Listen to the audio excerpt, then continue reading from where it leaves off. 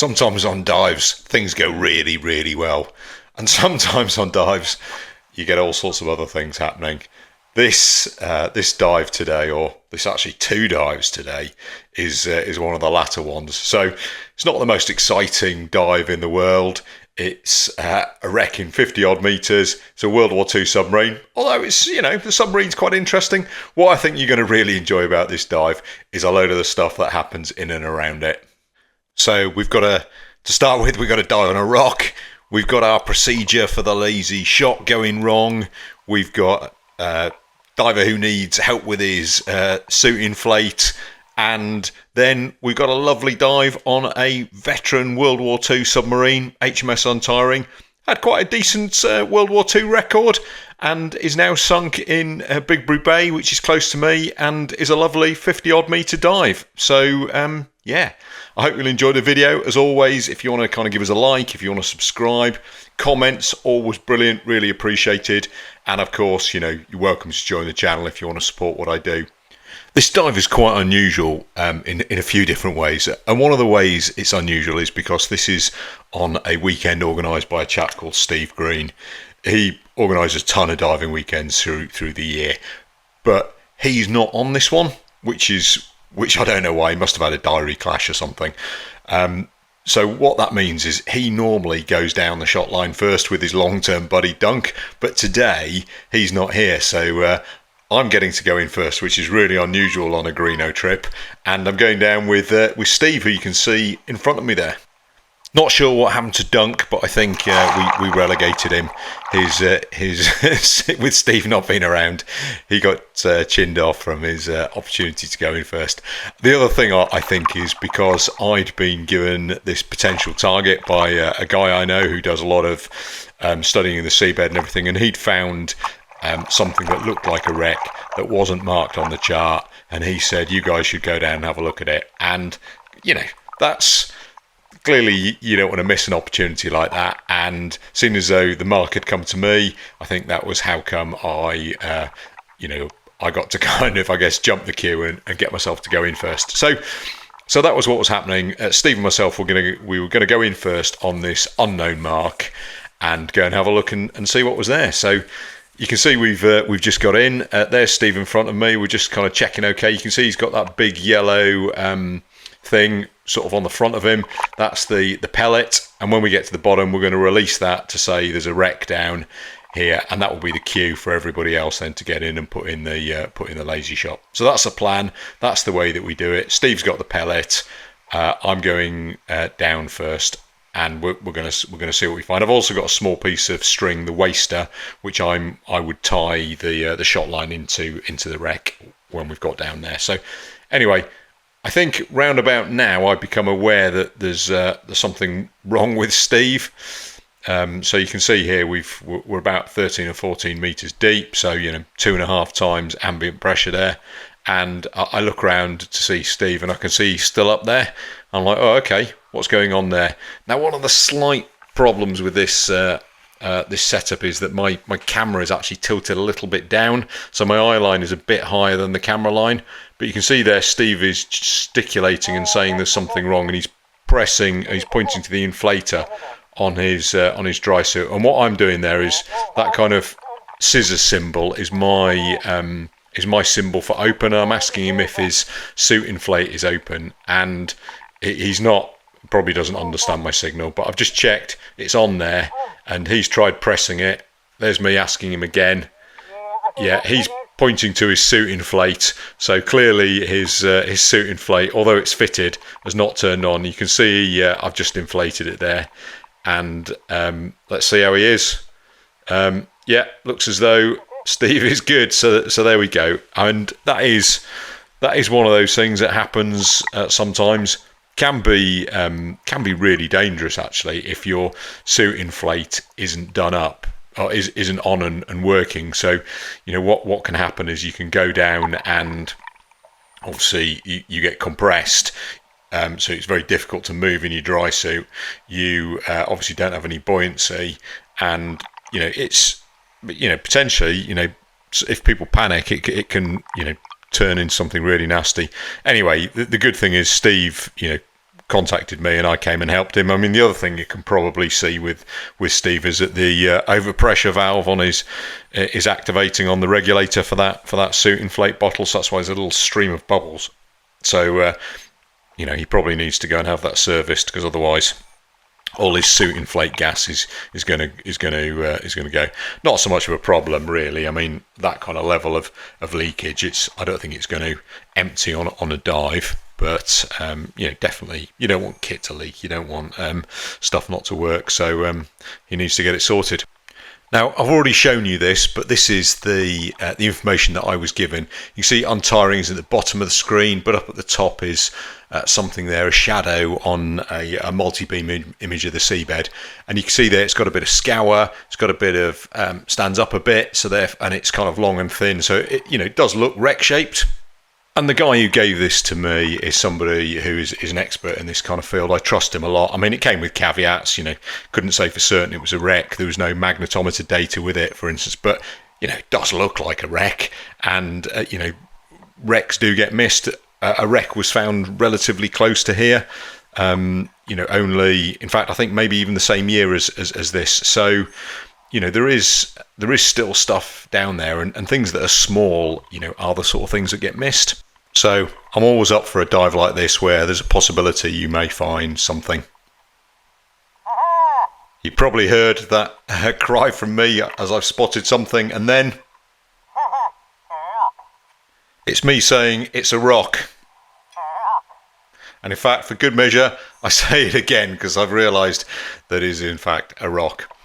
Really, unfortunately, Steve was just behind me coming down the shot line. He heard, well, he's probably started to see something coming out of the gloom.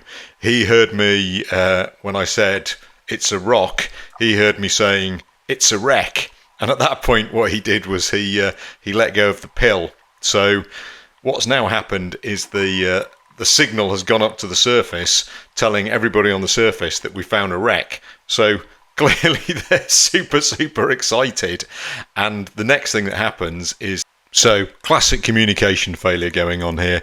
We on the bottom are expecting to abort our dive, and our plan, if we didn't find a wreck, was to do exactly what I'm doing here, which is to get out a DSMB, bag up from the bottom.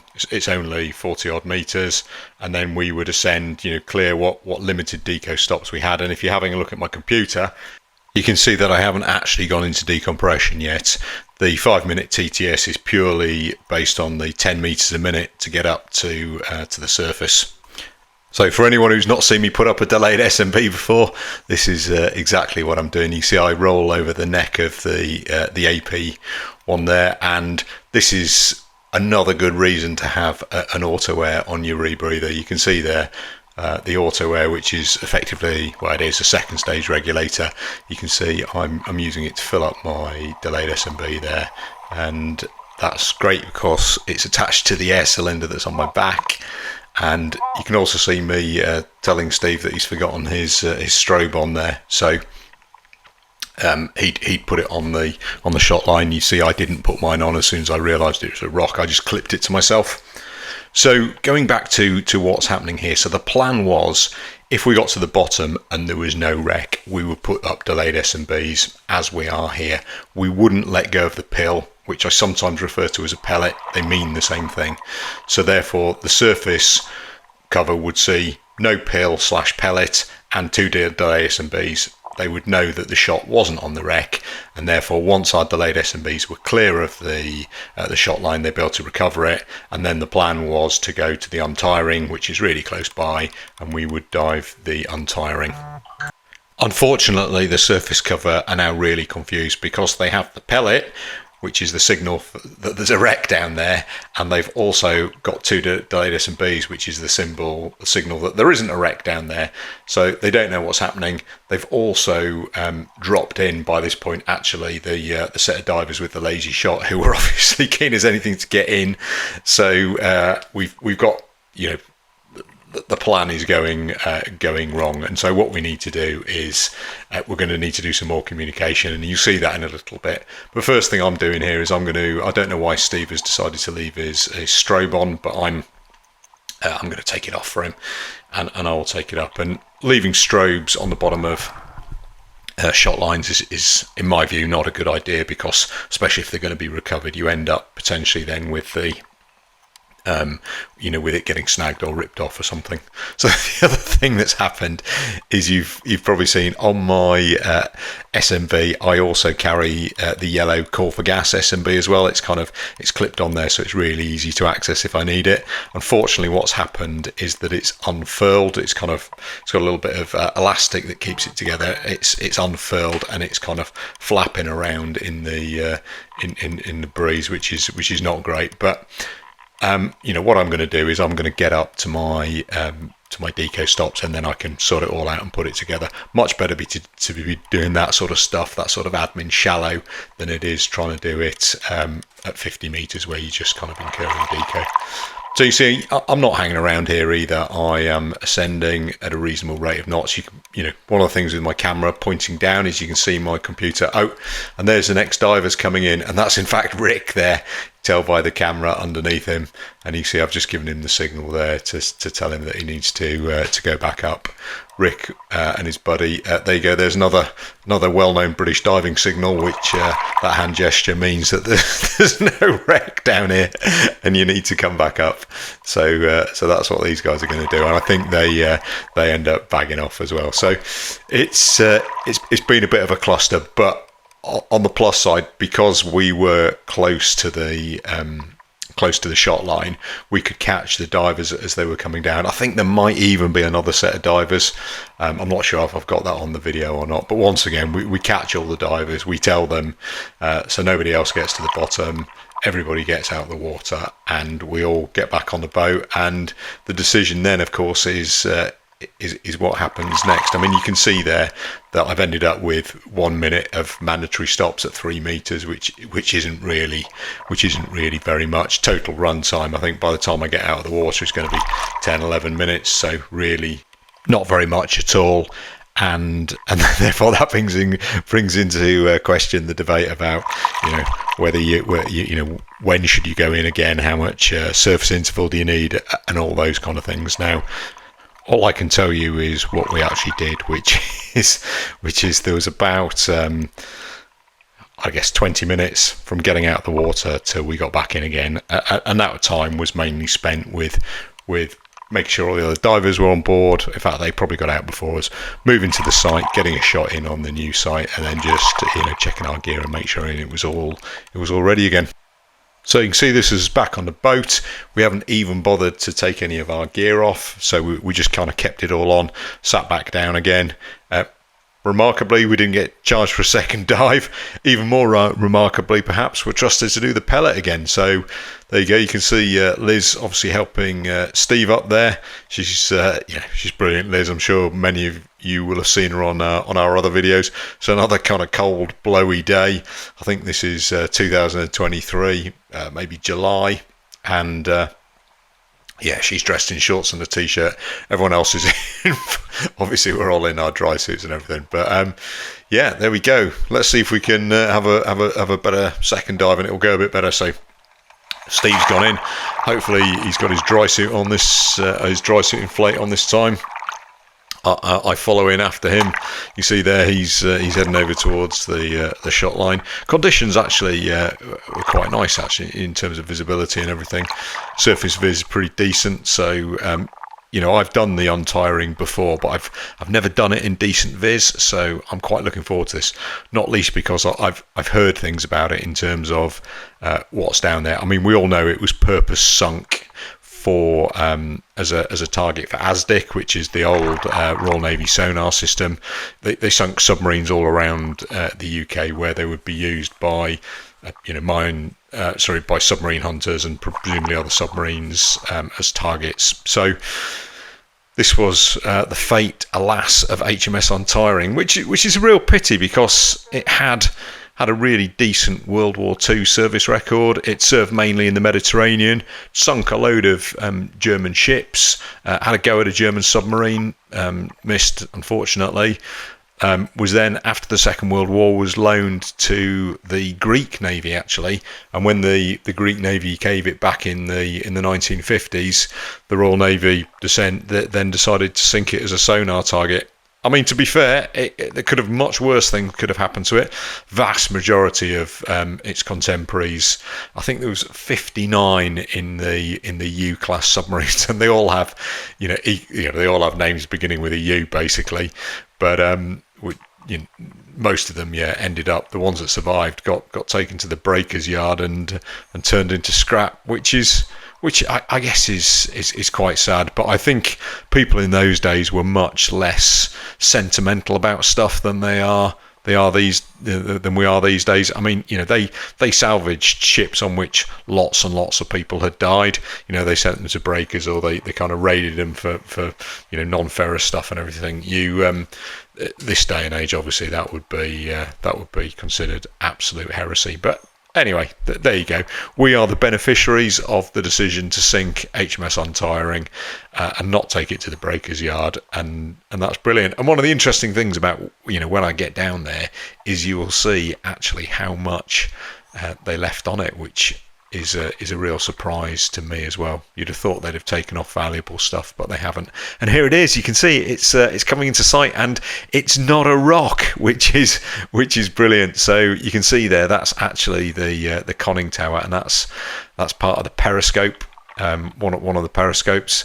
So the shot line has been put in brilliantly by the skipper. Submarine's notoriously difficult to shot, but that one there, I mean, you couldn't ask for more than that.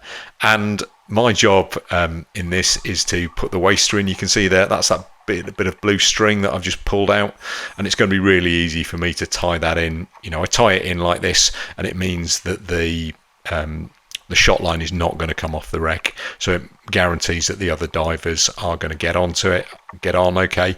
And when all the divers are clear of the wreck, then the skipper will be able to lift the shot line, and that he's got a decent winch on his boat. That bit of string isn't really strong enough to withstand his winch, so that will break, and he will be able to get his shot line up and back on the boat. And that's the system that we use, and it's a system that's also used by an awful lot of other charter boats who do this kind of deep diving.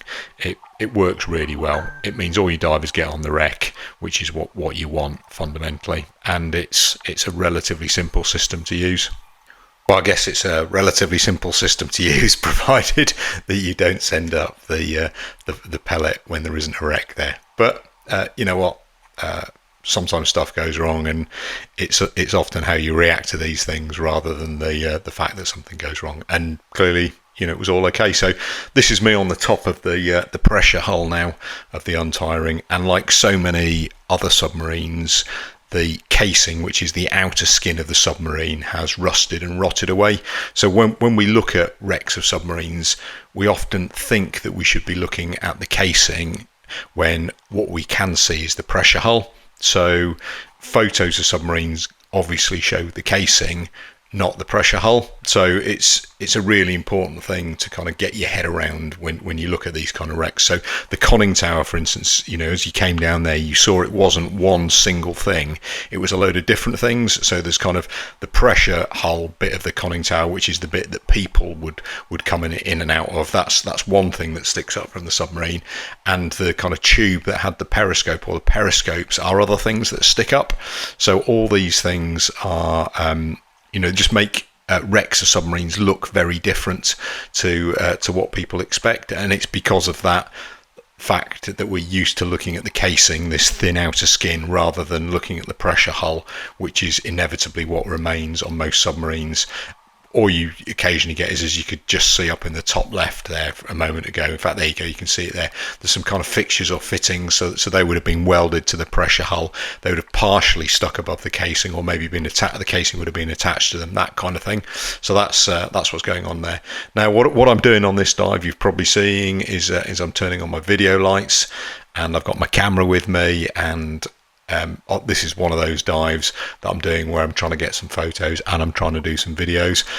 These days I take far fewer photos than I used to, but at this point I was really transitioning from being a photographer to being a videographer. So that's what I've got both things going on there. And through the dive you're going to see me doing this, taking quite a lot of of photos, and you can see there some sort of fitting, and then there's a whole load of netting draped on it. You probably saw how close this wreck is to the shore, and therefore not really surprised that it's covered in sort of nets and fishing gear and all those kind of things.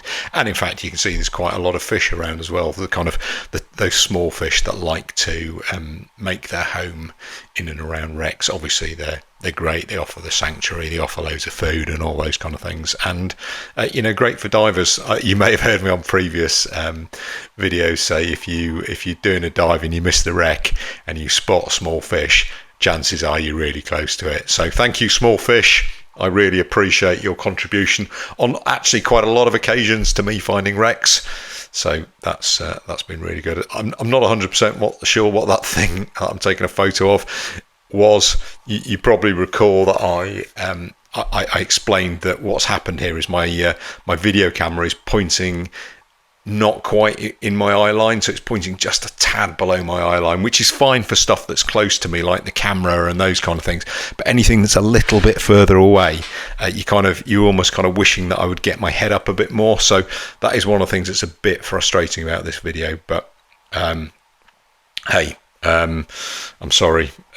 What I've kind of done to sort it out now is I balanced one of the problems at this time is my helmet only had one camera on, one video on, and the weight of it would tend to tilt the camera off to the right hand side and therefore force it to point down. What I've got now is I've got a Paralenz on both sides, and I've also got a way of kind of leveling it so it's looking directly in front of me. So provided I remember to do it, it's okay. Now what I'm looking at here, this is the bow, and actually is really good because you can see that is a bit of the casing that is left. It's not the pressure hull. Obviously you can see through it, which you wouldn't be able to. Pressure hulls are very, very thick to withstand the ambient pressure and everything. So that's the kind of casing, the bow, and that would obviously have cut through the water and provided the kind of streamlined shape. And what there'll also be somewhere in and around here is the torpedo tubes. In fact, that might be one you can see on the right hand side there. What was probably what I'm taking a photo of is the hatch on the front of a torpedo tube. In fact, there you go. You can see I've put the photo in it. You can see clearly two torpedo tubes there, a top one and a bottom one. So that's the photo I was taking. And I always think it's interesting to look at those kind of things, and you think, that out of those hatches would have come torpedoes that sunk a number of ships. Probably saw I just took another photo there of Steve and the bow. And once again, I think all things considered, given the conditions and my limited skill as a photographer, I think they've kind of come out okay. But what's happening now is I'm still in and around the bow area, but I'm starting to kind of focus in a bit, and you can see that's the hatch again. So I'm getting another close up, I think, of one of those torpedo hatches, and yeah, those video lights pretty decent. They're lighting up the area. There's also a few bits and pieces on the seabed. Nothing particularly spectacular. I don't think. Nothing that kind of you really grabs you. Certainly not on this bit. But later on in the dive, I'm going to find the bit that's really interesting, which is the bronze conning tower. Seems to be something that was only British submarines did. I don't know why German submarines don't have this, but British ones do. The casing of the conning tower is made out of bronze. And I don't know why they did that. I mean, presumably it was a magnetic signature, but in the particular case of the Untiring, that has fallen off and is on the seabed. And frankly, given how much stuff around here has been salvaged over the years, it's amazing that hasn't been taken, because it must be worth quite a lot of money. I mean, the props are also on this as well, which we will see later on as well. So absolutely incredible that nobody, for whatever reason, decided they could salvage it. Maybe it was because it is Royal Navy property, and they thought that if they took it in, they would get done. Having said that, other Royal Navy ships in the area were salvaged. For those of you who've seen my foil video, HMS Foil, World War One motor torpedo destroyer, really, really heavily salvaged, and it's in a very similar depth to the Untiring. Actually, closer to Plymouth, but frankly I don't think that would have made much difference. So you've probably seen already that Untiring is lying on its starboard side, and what I'm doing here is I'm swimming back along the port side. So what I'm seeing really is kind of the underneath of the hull is just off to my left hand side, or there's those kind of I don't know what you would call them, fins or something, I guess. Maybe they stopped the pressure hull banging on the bottom, if they wanted to rest the sub on the seabed for whatever reason. But I'm swimming along the port side, not 100% certain why I'm doing that, because obviously most of the interesting stuff is on the upside, which is over the other side of the submarine from where I am. You can see though, I've just seen the Strobes there, so I must be getting back relatively close to the conning tower. I guess what I'm probably thinking is I swam to the bow on the other side. In fact, there's some of the other divers, and so maybe I've swum back from the bow on this side just to see if there was anything interesting. You see I spent quite a lot of time looking at the seabed, so maybe I was expecting something to be on the seabed. Obviously I've turned out to be disappointed, but what I have done is I think I've spotted with the strobes and everything that it's there's quite a lot of natural light and with a bit of ambient light, so I think using that as an opportunity to take a photo. And as you can see, I don't think that turned out too badly. It's not super great, but then conditions aren't super great either, so I feel that was that was okay, all things considered. So this time I try it with the video lights, and I think that one turns out okay. Actually, I'm not entirely sure that's the photo I took at that point, because there's a diver in it and my photo doesn't have one. In fact, this is it. This is the photo I took. I think the one with the diver in it just didn't turn out particularly well, so I probably binned it, which is why I don't have it anymore. I think the diver, probably Steve actually, was shining his torch at me. And if someone does that to you underwater with a camera, then you're really stuffed. Now this is really interesting here, because you can see what I was talking about the pressure hull and the casing. So you can see, you probably saw there was the big tube on the left and then all the stuff that was on the right. All of this would have been encased in the casing, and because the casing is no longer on the submarine, it's all exposed. So you actually saw the innards, which is quite unusual on a submarine. I mean, the other thing you can see here is there's kind of loads of fish. This has got to be some sort of aerial or something on the back. Just behind the conning tower, so presumably if they needed to get long range comms, HF or whatever, they would put that up. And there's me, once again looking at the kind of what's left of the conning tower with a diver on the other side. And once again, I think that's come out reasonably nicely, all things considered. Not great conditions for photography. I don't have the world's best camera. Inside there is a little Canon compact camera, and it's got a decent sensor and all those kind of things, but it's definitely not designed for taking photos in really low light conditions like we've got here. So Rick Ayrton was also on this dive, and his photos, I don't have them. They'll be stunning, and they'll embarrass mine. So apologies, you don't get to see Rick's photos. You get to see mine. So there you go. You can see Rick's another time. He's on plenty of my other videos. So there you go. That's once again, is you can see what I've spotted here on the seabed is the conning tower, which is really interesting, because you can see how smooth and sharp and non-furry that is, and that's obviously the clear indication that this is bronze.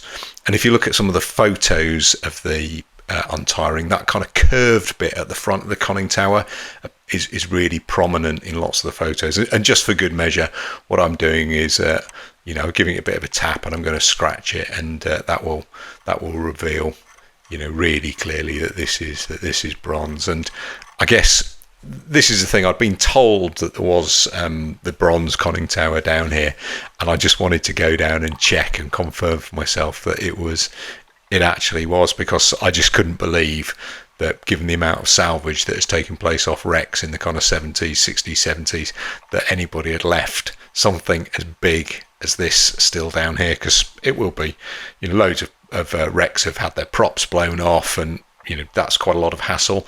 Lifting this would have obviously been a almost trivial task for a beam trawler or something like that. The kind of things that they use to salvage things. Oops, you can probably see there I've managed to get my camera. In fact, I think I've dropped my camera on it. I'm going to pick it up again. I'm going to get a load of photos. Now, you've seen some of the photos already, but you can look inside. So this is the top of it. I'm looking kind of into, so it's resting on its starboard side, but you can see in there there's speaking tubes. There would have been a compass. There'd have been more speaking tubes. There'd have probably been things for putting binoculars on. There's all sorts of switches and maybe a little helm there and all sorts of stuff. None of that stuff is there, so I assume they took that all off before they went and sank it. But there's still a lot there, and it's kind of interesting to see. Once again, no divers have taken those speaking tubes. They're quite attractive items. It's a bit of a surprise that they're still there, but they are, and great. Nice to see. And once again, you think, during all those patrols in the Second World War, and these submarines would have spent a long time on the surface. They would have, think about the men who spent time in this conning tower and the kind of things that they must have seen, and the kind of, I guess, the fears that they would have had, and all that kind of stuff. I love those kind of links with history. I mean, obviously they're all dead now, but they would have been young men, and so some of them would have been around until fairly recently. I'm absolutely certain of that. So I don't know, maybe it's one of those things. Maybe I'm getting a bit old or whatever, but I do always think about the people involved in who were part of this, and also the people. This submarine sunk lots of ships and will have killed people, and I guess that is war. And now it's just down here as a kind of artifact. I guess, to kind of a bit about waste and all those and all that kind of stuff. Anyway, sorry, I'm getting a bit maudlin there. There's also tons and tons of fishing gear. You probably saw the pots that were back there that some poor fisherman has lost. Fishermen like to put pots close to wrecks. Obviously, there's that sweet spot, isn't it? You don't want it too close, otherwise you're going to get it snagged, as has happened there. Now, this is the other thing we can see here, of course, is one of the props. So this is on the starboard side. So this is the starboard prop, and once again that is bronze and kind of, or brass, and amazing to think it's still down there. That would have been relatively easy. Back in the day they used quite a lot of underwater explosives for salvage.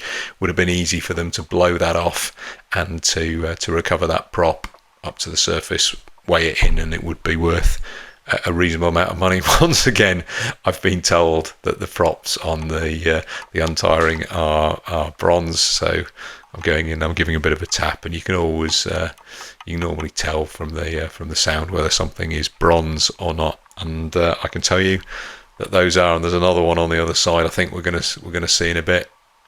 The other thing with the Untiring, as you can see, is actually on a really nice seabed.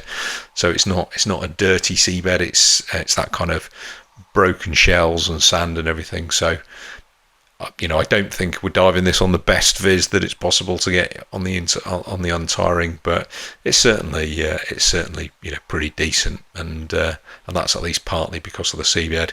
Probably see there, I'm just kind of keeping an eye on my Deco, because I'm used to doing much deeper dive. So I think this one was sandwich. I think it was after a trip to Malin, so I'd been doing 100-meter dives or whatever, and you come back and you're doing a 50-meter dive, and I've been down 20 minutes, so I'm starting to get a bit twitchy, but actually I don't need to be. I've only got half an hour of TTS, so it's the great thing about what I'm going to describe as shallow dives, although 53 meters is clearly not shallow, but the shallower dives you do get far longer. So you can probably just see there the rudder.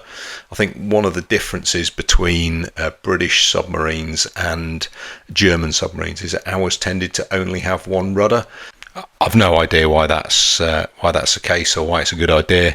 Or what the advantages or disadvantages of doing that. I'm sure if somebody will tell me, if you know, it'd be really interesting. Maybe it's kind of bigger, smaller submarines. I don't know. That's a thing as well. But these ones, U-class submarines were actually really, quite small by comparison, for the time. So these were kind of similar size to kind of World War One submarines. Most Second World War submarines were much bigger than these. I mean, the other thing with these is they suffered really heavy losses with them. I think in the Second World War they built something like 49, and about a third of those were lost either to enemy action or just vanished, or hit a mine or something else. But really, really, terrible. And I think what you can see here is this is me taking a photo of the other prop now. So this is the one on the port side. In fact, you can see the rudder there off to the right as well, really clearly. You can see it's a big old rudder. Maybe that was, you needed a bigger one if you only had one of them. I don't know, but there it is anyway. So these things, really heavy casualties. They built them in different batches, and I think the later batches were more successful in terms of survival. Maybe it's because we were winning the war by then, I don't know. Maybe they were better, maybe they'd incorporated some of the lessons, don't know, but they tended to do a bit better and survive longer. And obviously Untiring is a good example of that. This was a batch 3-1, so one of the really late ones, and as I've said, it served, I think it was commissioned in 1943, went to the Mediterranean, served in the Mediterranean 1944, 1945, sunk a load of stuff, and then was handed over to the Greek Navy before coming back here to be sunk as a target. One of the other interesting things about Untiring is it actually was fitted with a gun. Now, given the fact this was built towards the end of the Second World War, and lots of the German submarines by then had all had their guns removed, they considered them no longer useful. I think they were worried about the threat of Allied air attack and those kind of things. Interesting that we were still fitting our submarines with guns, and actually Untiring, quite a lot of the ships it sunk were sunk with its gun. Obviously that would have been forward of the conning tower. It's not present on the wreck, so I guess maybe after the Second World War they decided that the guns were no longer useful, or the Greeks decided they didn't want it with a gun, or maybe it was just taken off before they decided to go and sink it. Anyway, there's no gun on Untiring, although there definitely was one at some point. You can probably see here, I'm going past some of the other divers. That looks like Rick, who's just gone past me. I think he's giving me a friendly kick with his fin as well. He's obviously, you probably saw his big camera there and everything. So, and this is a bit, I'm a bit frustrated here by the lack of the fact that my camera's just my video camera just pointing a bit down. I'd prefer it to be pointing up there. You can see that's me taking a video of one of the other divers there, who's in fact making his own video. That's James. He was diving a red bear at the time, which stands out really well in the photo. And there you go, you can see that's quite nice. Taking photos like this is great when you've got somebody else who's further away from you with a set of video lights like that. It always it all works really well in photographs. I'm not sure what he's taking, what he's looking at there, but James does like his marine life, so presume I remember one particular dive where dolphins swimming around us on Deco stops, and he'd spotted this really small fish in and around the shot line, and he spent so much time looking at this small fish that he completely missed the dolphins. But hey, it'd be boring if we were all the same, wouldn't it? And we all like the same stuff. But so I guess this is back just after the conning tower. That looks to me like a hatch there. So given where it is on the wreck, I would say that probably the engine room is underneath there. That pipe, the big pipe to the right, I think I misidentified it as an antenna or something earlier on. I actually think that is got to be an air intake for the diesel engines. So and presumably there'd have been another bit of pipe there, and then it'd have kind of curved up, and they'd have got it up high, so the air intake was well above any potential water that would have come on the submarine into the sub. I don't think British submarines of this era had snorkels. I'm not even, I don't know whether we fitted them at all. Once again, I'm sure somebody will tell me. But you can see here, I'm back at the conning tower. This is I think it shows just how small the wreck of the Untiring is. The fact that I've managed to swim, I've been to the bow, I've been to the stern, I've got all the way back to the conning tower, I've been down on the seabed. You can see here just me having a look at all the bits and pieces that there are there. There's all sorts of cables and pipes and all those kind of things. There's whatever that thing is there, maybe another periscope. In fact, you can see there some sort of gasket, I think, on the end of that pipe. Maybe that was part of the sealing system for the air intake. Once again, who knows? I'm sure that somebody out here who knows a lot more about submarines than me will be able to say exactly what that is. As for me, what I've realised is that I still actually have quite a lot of time left. So 25 minutes on the dive. I've got 40 minutes of deco to do, which is not really very much by the standards of the kind of the diving we do. So it's an opportunity to go back and have another look at this conning tower. I don't know if you saw there, but at the front of it, also on the left hand side, there's a load of steps there. So this would have been the way for people to get up. Off the to get up from the deck level onto the conning tower. You can see that I'm returning. I don't know why I'm doing it to do this, to go and have another scratch of it, but clearly I didn't trust myself the first time round. Maybe I'm just still amazed that there's such a big piece of brass lying there on the seabed. Anybody who's watching this, please leave it there. Don't take it, because it is so rare to see these things. I mean, there is a museum in Denmark that's got the conning tower from the E50, which is a World War I submarine that is also bronze. I mean, it's not identical to this, but it's very similar, and you get a sense of kind of the design paths and the heritage and all those kind of things. But it is a thing of absolute beauty, and they've polished it up and everything. So it is. I'm sure it wasn't polished when it was originally on the submarine. It would have been painted. I'm sure this one. In fact, you can see this one was painted as well when I scratched it there. But the fact is, underneath that paint is bronze, and it's a thing of stunning beauty, as you can clearly see from it here in the museum in Denmark. It was the E50 hit a mine, First World War, and was found, I think, in 2011. That the damage that you can see done to it there was basically caused by fishing gear, I think, over the years, getting snagged on it and kind of pulling bits of it off and everything. So as you can see here, I'm just using the rest of my time to take photographs of fishing gear in and around the bottom of the submarine. I've no idea what these bits and pieces are. I mean, there's other things there. That thing there, maybe that's part of that pipe for the air intake. You can see, certainly looks as though it's got a fitting at that left hand end there. You can see there's some plastic pots in and around the conning tower. I'm just using my time, really. Just getting a few photos, interesting bits and pieces. Somebody no doubt will tell me what those fishing pots are for, but there's all sorts of other bits of rubbish in there as well. Like all wrecks, as the tide moves stuff in and out, stuff just gets snagged up in wrecks. It's why we find all sorts of modern detritus in and around wrecks, whether it's fishing gear or just kind of general rubbish that the population have chucked out. I mean, you can see there's bits of rope, and there's bits of fishing line. There's all sorts of stuff in and around the conning tower here. So there's something interesting that I think I've spotted down there. You can see I'm putting my torch on it. It's on the seabed, that long thin thing. Whatever it is, it's clearly, I've decided it's not that interesting. So I'm coming up onto the top now here, and you can. I think it's another interesting perspective to look at. You can see that voice tube there. I'm sure there must have been other voice tubes there at some point. Don't know where they are, whether they've been removed by people or whether they were taken off or whether they've just sort of fallen off during the process of time. But you would imagine that there's more than one. There would have, I guess, one to the control room, maybe one to the engine room, maybe one to the torpedo room.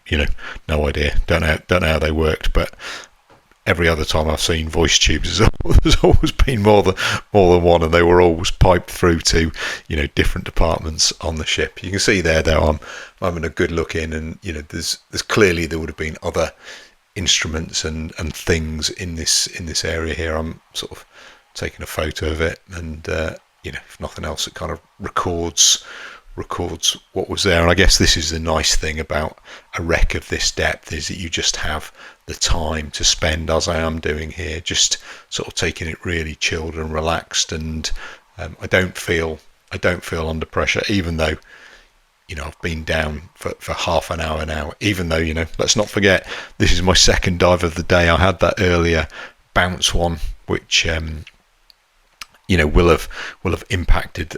My computer will be aware of that. It will have increased the amount of deco that I'm doing. Don't know what I'm doing here. Looking on the seabed, you can see part of the conning tower is buried. So maybe I'm kind of wondering if there's something sticking up there, and maybe that's what I'm doing there. There you go. I've just picked something up. I think it was probably a shell, there's no doubt, as in the sort of thing that something lives in, rather than a military thing. So maybe I just had a bout of wishful thinking there. Maybe I was kind of expecting to find the submarine's compass or something like that. But hey, not to be. I think that's quite nice there. Looking up at the conning tower, you can see how thin it is. Go back to that thing I've mentioned several times now about pressure hulls and casings, and the fact that the innards of submarines look very different from the outside, and that took me a few dives on submarines to kind of figure that one out. I mean, the other thing with this one compared to lots of the other submarines I've done are First World War ones, and although a lot of what we can see in front of us there is rope, a whole load of it isn't rope as well. Some of it is, I'm pretty certain there are electrical cables in there, for instance. I'm sure there may be some hydraulic stuff. I don't know. There's Rick. So I'm taking a photo of Rick, which doesn't happen very often. Most of the time he's on the other side of the camera. But, I think he's also realised what I've realised, which is that, this bit of the wreck is really interesting and photogenic. It's also quite nice as well because it's, we're getting shallower. I mean, it's not massively different, but it's, 5 or 6 metres, so 10% of the dive from the seabed up to kind of where we are now. But you can see the amount of rope and stuff that is wrapped around that conning tower there, and I think what I'm probably doing is just looking in there to see if there is a periscope, but I can't see one, and that's not really a surprise. You would imagine they took the actual periscopes out before they sunk it. It would seem a real waste to send a submarine to the bottom with a periscope in. Even today, I think periscopes are items that can be removed from submarines and replaced or taken elsewhere to be fixed or whatever. So I'm sure at this particular time you could do exactly the same thing. So if a periscope for whatever reason didn't work, you would just take it out and you would put another one in there. And I think that really clearly shows the two bits of the submarine there. You've got the two masts for periscopes, one on the right, one on the left, and then in between them is that cylinder, which is the kind of would have taken the crew into the interior of the submarine, and obviously wrapped around this whole lot would have been that bronze casing, the thing that's on the seabed, and on the top there, no doubt is a hatch.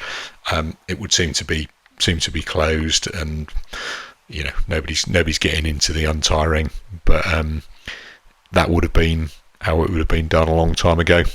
So for those of you who are watching my profile, the lovely graph on the bottom and the Shearwater on the left, you can see how I'm stepping up my dive here. So I'm doing that thing. I'm slowly getting shallower, and while still being on the wreck, which is really nice. Kind of multi-leveling dives like that is a really nice thing if you can do it. Really rare actually to be able to do it on most of the wrecks I do, because they're normally so deep. But on this one, definitely something we can do. So if I was diving open circuit, for instance, this would be a great thing. You'd be using less gas. You'd still be looking at the wreck whilst incurring less deco and almost starting your ascent. You can see there that I'm starting to sort myself out now. So everything is getting turned off. I'm turning off my video lights. I've actually picked up my strobe, and it's time to kind of start the ascent. I'm going to clip my camera back to me. You can see with all the lights off that it's gone really dark, but actually, there is ambient light down there. It is relatively clear, and you can see that I think that's probably that may well be Steve's strobe there, or certainly it's one of the other divers anyway. So I'll be honest, that doesn't look like the greatest strobe in the world to me. if you want decent strobes, they are definitely things worth spending money on.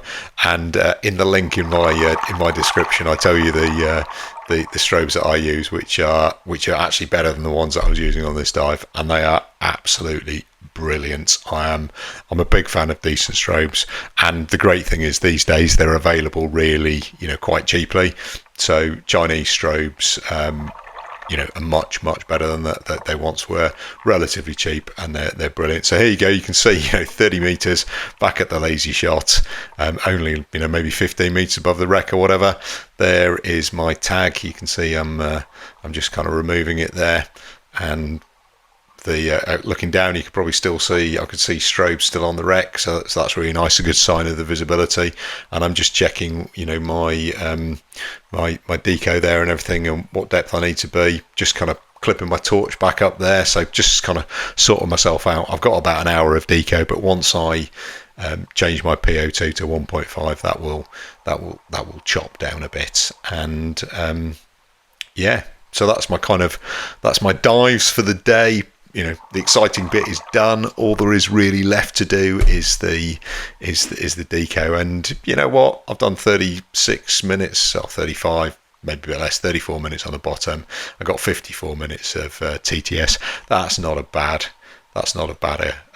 equation, is it? So it is really nice to do these kind of shallow dives every now and again. So you can see that I've skipped forward a bit, 20 meters, and what I'm doing here is I'm changing the PO2. I've already done it on my handset, so I'm going to do it on my Shearwater. I'm going to up it to 1.5 and therefore accelerate the deco. I'm sure lots of people have seen me do this lots of times, but I think one of the nice things about this one is because you can actually see me, the camera's angled down a bit, you can see me operating the buttons and actually doing it on my Shearwater. This is a function lots of people don't know you can actually do this on a Shearwater. Always surprises me, but yeah, there you go. You can see I'm just changing it up to 1.5, and as I do that, you'll see that the TTS goes down, pretty rapidly. Although there is one little gotcha with this, is that you have to remember to change it back again, otherwise the next time you get in the water it will still have the same PO2, which could catch you out. Now this is the dive, the download from the Shearwater cloud applications for those of you who like viewing it in a different way. You can see the max depth right at the end when I was on the seabed, but other than that, it's a fairly reasonable dive profile. You can see all the stops and all that kind of stuff. So and then did a few extra minutes of deco right at the end, probably just because I felt I needed it after the bounce dive. So cut to the end, you can see it's a bit lumpy. That's probably why we didn't go too far. There's Seeker with its famous teeth coming in to get me, and that is the end of a really interesting day of diving. All sorts of bits and pieces happened on it. And I hope you've enjoyed it as always. I hope you will do all the usual kind of stuff. Most of all, what I hope you will do is watch another one of my videos. So thank you.